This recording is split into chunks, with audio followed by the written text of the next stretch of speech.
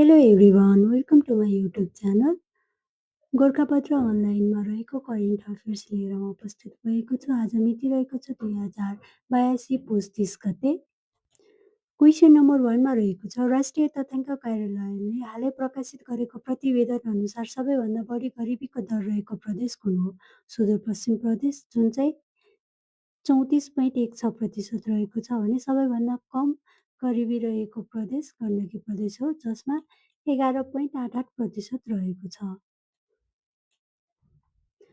त्यसै गरी सबैभन्दा बढी गरिबीको दर अछाम जिल्लामा छ भने सबैभन्दा कम गरिबीको दर कास्की जिल्लामा छ। तपाईँले सबै पढ्न सक्नुहुन्छ। त्यसै गरी क्वेसन नम्बर 2 मा रहेको छ, नेपालको दोस्रो स्याटेलाइट मुनाल कहिले प्रक्षेपण गरियो? विक्रम सम्वत 2082 पुस 28 गते, सन् 2026 जनवरी 12 मा गरियो। नेपालको पहिलो भू-उपग्रह नेपाली स्याट 1 प्रक्षेपण 2076 वैशाख 5 र पृथ्वीमा फिर्ता 2078 असोज 18 मा गरिएको थियो। त्यसै गरी क्वेसन नम्बर 3 मा रहेको छ, नेपालमा प्रथम भक्का उत्सव कहिले मनाइयो? विक्रम सम्वत 2082 पुस 27 गते, स्थान मेचीनगर 7 चापामा मनाइएको थियो। क्वेसन नम्बर 4, संयुक्त राष्ट्र सङ्घले 2040 सम्म प्लास्टिकजन्य प्रदूषण कति प्रतिशत कटौती हुने आकलन गरेको छ? 80%। क्वेसन नम्बर 5, नेपालमा हाल चरा प्रजातिको सङ्ख्या कति पुगेको छ? 903। 903औं चरा रातोकन्टे डुबुल्की हो। क्वेसन नम्बर 6 मा रहेको छ, विश्वका 7 महाद्वीपका अग्ला हिमालको सफल आरोहण गरी कृतिमा कायम गर्ने डबल लेभलनी आरोही को हुन्? हरिबुढा मगर, जसको दुवै खुट्टा घोडामाथिबाट काटिएको अवस्था थियो। क्वेसन नम्बर 7 मा रहेको छ, आइएसओ 901 2015 को प्रमाणपत्र प्राप्त गर्न सफल नेपालको केबलकार कम्पनी कुन हो? प्रभु केबलकार एन्ड टुरिज्म लिमिटेड। त्यसै गरी क्वेसन नम्बर 8, राष्ट्रिय रेशम सम्मेलन कहिले र कहाँ सम्पन्न भएको हो? विक्रम सम्वत 2082 पुस 26 गते, काठमाडौँमा सम्पन्न भएको हो। त्यसै गरी क्वेसन नम्बर 9 मा रहेको छ, FATF international cooperation review group meeting हालै कहाँ सम्पन्न भएको हो? ब्याङ्कक, थाइल्यान्डमा सन् 2026 जनवरी 6 मा भएको थियो। नेपाली प्रतिनिधि मण्डलको नेतृत्व गभर्नर विश्वनाथ पौडेलले गर्नुभएको थियो। केसँग सम्बन्धित थियो? जुन चाहिँ सम्पत्ति शुद्धिकरणसँग सम्बन्धित थियो। नेपाल सम्पत्ति शुद्धिकरणको ग्रे लिस्टमा परेको 2081 फागुन 9, 2025 फेब्रुअरी 21 सनमा रहेको थियो। यसअघि नेपाल सन् 2011 मा ग्रे लिस्टमा परेको थियो र सन् 2014 मा बाहिरिएको थियो।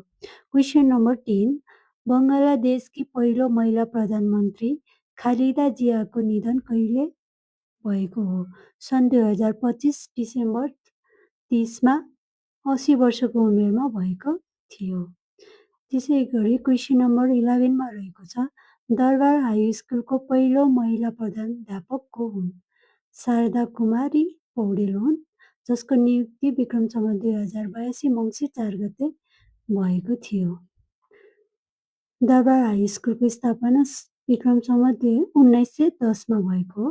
क्वेसन नम्बर 12, संयुक्त राष्ट्र सङ्घद्वारा कुन दिनलाई महामारी तयारी दिनका रूपमा मनाउने निर्णय गरियो। डिसेम्बर 27। क्वेसन नम्बर 13 नेपालमा पहिलो पटक न्युक्लियर मेडिसिन सेवाको सुरुवात कहिलेदेखि भएको हो? विक्रम सम्वत 2077 पुस 6 गतेदेखि। क्वेसन नम्बर 14 विश्व शान्तिको भविष्य सम्झौता र सन्धिहरूमा निर्भर छौँ, मानिसको आफ्नै मनस्थितिमा निर्भर छ भन्ने विद्वान को हुन्? जय पृथ्वीबहादुर सिंह हुन्। क्वेसन नम्बर 15 नेपालकै पहिलो मत्स्य अभयारण्य घोषित स्थान कुन हो? कर्णाली नदीको शक्तिघाट क्षेत्र, जुन बर्दिया र कैलालीको बीचमा छ। अरू पनि यसको डिटेल रहेको छ, हेर्न सक्नुहुन्छ। क्वेसन नम्बर 16 मा 22औं एनएसजेएफ पल्सर स्पोर्ट अवार्ड 2082 मा वर्षका उत्कृष्ट खेलाडी को घोषित भए? पुरुषतर्फ दिपेन्द्र सिंह एरी क्रिकेटमा र महिलातर्फ Erica Gurung करातेमा।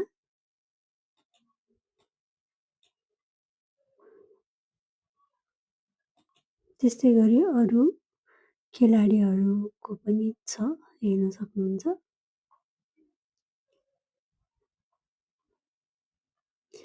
Question number 17 Sudurpashchim प्रदेशको पहिलो पूर्ण खोप सुनिश्चित घोषित जिल्ला कुन हो?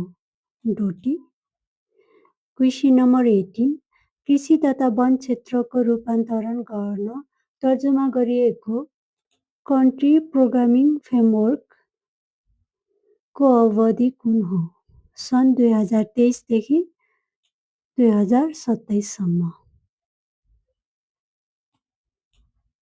त्यसै गरी क्वेसन नम्बर 19 मानव जातिको भावी पुस्तामा सुधार ल्याउने उद्देश्यका साथ विकसित गरिएको जेनेटिक्स इन्जिनियरिङलाई के भनी चिनिन्छ? युजेनिक्स भनेर चिनिन्छ। त्यसै गरी क्वेसन नम्बर 20 नेपाल टेलिकमद्वारा इसिमको सुरुवात कहिलेदेखि गरिएको हो? विक्रम सम्वत 2079 भदौ 31 गतेदेखि सुरु गरिएको थियो। क्वेसन नम्बर 21 अन्तर्राष्ट्रिय मातृभाषा पत्रकारिता सम्मेलन कहिले र कहाँ सम्पन्न भएको हो?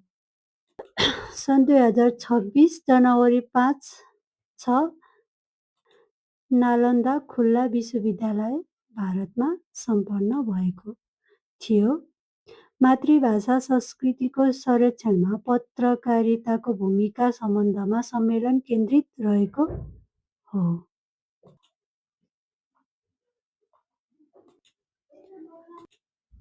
Thank you for watching. मेरो भिडियो मन परेमा कमेन्ट, लाइक र भिडियोलाई सेयर गर्न नबिर्सिनु होला र मेरो युट्युब च्यानललाई सब्सक्राइब गर्नुहोला। Thank you so much.